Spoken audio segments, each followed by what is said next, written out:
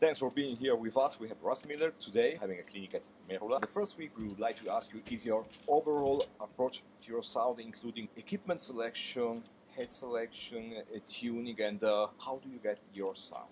Well, I think that 60% or maybe even 75% of the sound of the instrument is coming from here. You know, it's your touch on the instrument and how you strike the instrument. Because I can change the way a cymbal sounds dramatically, you know, from playing it like this to playing it like this.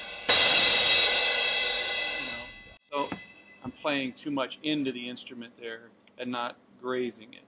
And so I think the first thing when you talk about developing a sound is developing your stroke on the instrument so that your stroke is ending, it's a circular motion, and the stroke is ending right at the instrument, not down in here, like the instrument is mounted. Because some guys play the drum like it's mounted, you know, below where it's mounted, you know, especially the snare drum. Yeah.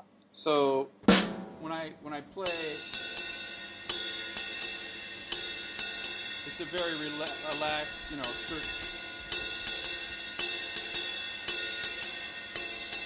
and I'm really focused on making sure that the stroke is ending there. So that's the first thing, because even if you have the best drums in the world, the best tuning, the best everything, if you're playing the drum, if you're playing too much into it, it won't sound that good. Or what happens, I hear a lot, is it sounds very like abrasive, like when you hear it. Like you ever hear somebody play the snare drum and like, you know, somebody can hit it and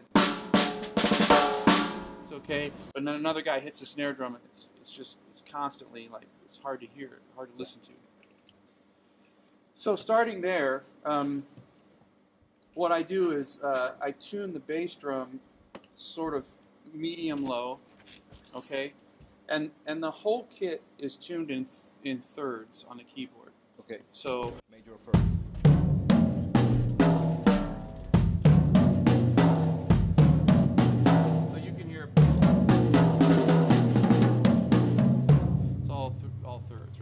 It's not specific to any key, but it all works together. That's the first thing. And Max Roach said something very great years ago in an interview. He said that a great drummer plays the drums into the key of the song. You know, so your touch on the drums makes it have more attack or raise the pitch or lighten the pitch a little bit because you're playing lighter or, you know, how you're playing it. It's, you know, you're letting the music you know, adjust what you're doing. So I try to tune with two keys, and I make it a very even tension. So when I tune the drum, I always start, you know, I do it with two keys like this, and then I take it down, and so there's no tension. Yeah. So I know I'm starting at the same place. So then I get the tension even, and then tension even, all the way around, and then I bring the bottom head up 1/2 step, so the difference between a white and black key on the keyboard, and then I hit it. Okay, so then it should be a good sound. Maybe it's not the right pitch yet because, you know, I gotta hear it in relation to the other drums, but at least it's a good sound. And then I start changing it. So I start with the bass drum, and then I usually do the floor toms. I usually go lowest to highest. Okay. And the 16 is pretty much, you know, kind of as low as it'll go. So, I mean, it's pretty simple. The snare drum for me, I don't tune it very high. It's kind of medium.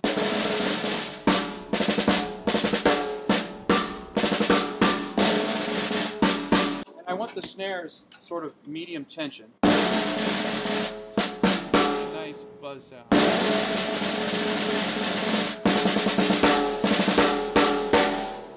When I record, I actually set the snares to last one beat at the tempo that I'm playing, right? So right?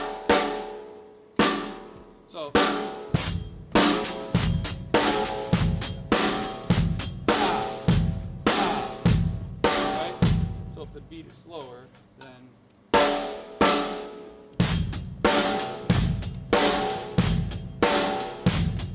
right? And you don't really need to have reverb on the snare drum. If you do that, it fills up the backbeat. I mean, that's the basics of it. Depending the situation, it could change. If I'm playing more swing stuff, then I bring the pitch of everything up. If I'm playing more rock stuff, then maybe it's a little bit lower. And that's the basics of it. I always struggle to have an 18-inch bass drum that works quite good in a jazz situation, but still retains some definition if you have something more punchy or whatever. And do you have any suggestions? Yeah, well, I actually use an auxiliary bass drum in my setup that's a 16. Yeah, and it's just for that reason, actually, because I feel like the two instruments that are the most difficult on the drum kit to have a lot of range of styles is the bass drum and the ride cymbal.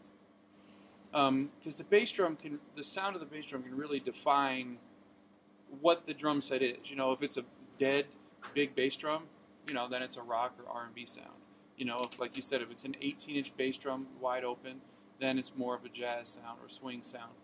It's kind of the same with the ride cymbal. Like, if the ride cymbal is expressive and has a beautiful sound in light volumes, then, maybe the crown isn't big enough to cut through like a rock situation. So it's hard to find, for me, the bass drum and ride cymbal. So when I play on American Idol, you have to play a lot of different styles. Yeah.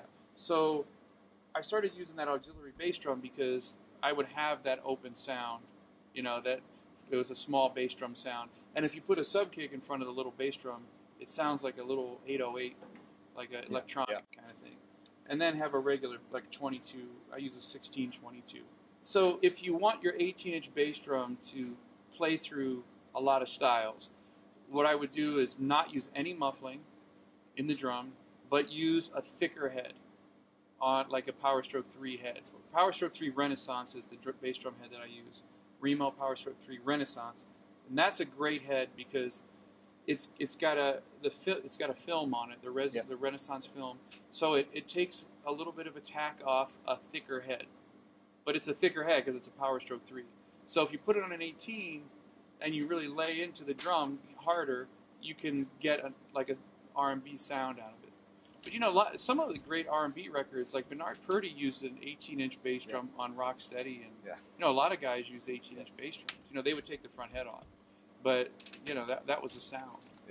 Back then. So I would, if you want to like 18 because it's small to carry around, then I would do that. I would use full front head, no hole, nothing in the drum, but a thick back head.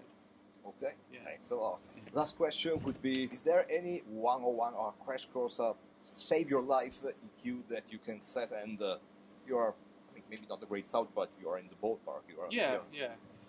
Well, the EQ is a funny thing because it's relative to the room. So it's going to change from room to room. One of the things that I like to do is get the drum to sound the best that the drum can sound. Play it the best that I can, like we were talking about. And then, start there. And then see what I listen for is what is not present in the room from just the flat acoustic sound. So like say the bass drum sounds woofy, like there's no top end on it. Okay, well, then I don't EQ in bottom end because it has it in the room. So then I just listen for the frequencies that aren't there, and put those in. And a really good front of house guy, a really good sound engineer, what they do is not put everything through the PA all at once. They figure out like what's happening in the room. Like sometimes you can hear the drums from the stage, right? Because it's a smaller room. So you don't need to have everything coming out of the speakers. Just some of the stuff that's missing.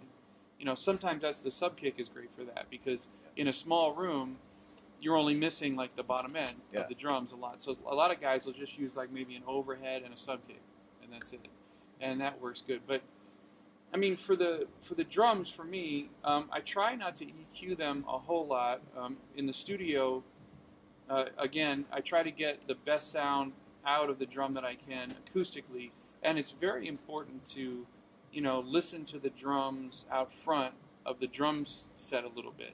you know, or tune them like this and come out front and hear it, because sometimes they sound very different behind it than they do out there. The other thing to keep in mind is, you know, I think as drummers, we often think like, oh, the best drum is the drum that rings the longest, right? Yeah. But that's not true all the time, because what will happen is, even in a room this size, if this floor tom is ringing really long, it'll build up and cause feedback, right? Even in the studio, if the drums are ringing too much, you get like this hot sound out of the drums, like this sort of drony ring.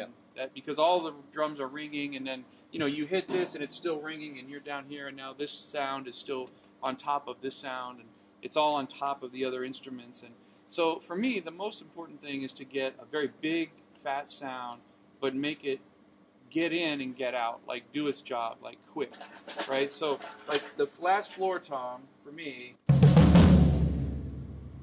you know, it's fat, it's big, but it's, you know, da da da dom. That's enough. It doesn't need to be da da da do, you know, because now it's like going to get in the middle of all this other stuff. I mean, it depends on the tempo.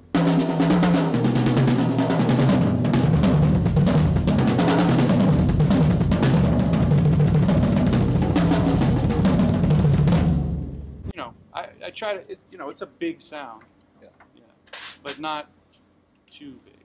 Thank you very much. Thank you for having me. Hey, this is Russ Miller, and welcome to iLikeDrums.com.